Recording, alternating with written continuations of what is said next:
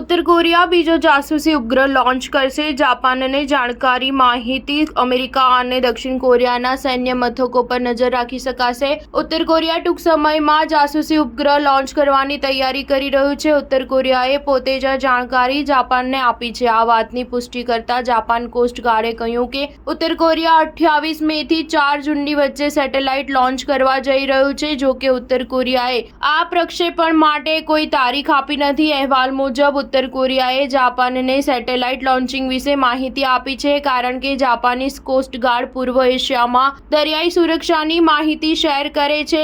દક્ષિણ Korea, Japan અને ચીનના નેતાઓ સોમવારે તેમની પ્રથમ ત્રિપક્ષીય બેઠક માટે એક સાથે આવ્યા હતા. આ દરમિયાન ઉત્તર કોરિયાના આ પગલાંની માહિતી સામે આવી છે. જાપાનના પીએમ ફ્યુમિયો કિશિદાએ અમેરિકા, દક્ષિણ કોરિયા અને અન્ય દેશોને આ મામલે હસ્તક્ષેપ કરવા કહ્યું છે.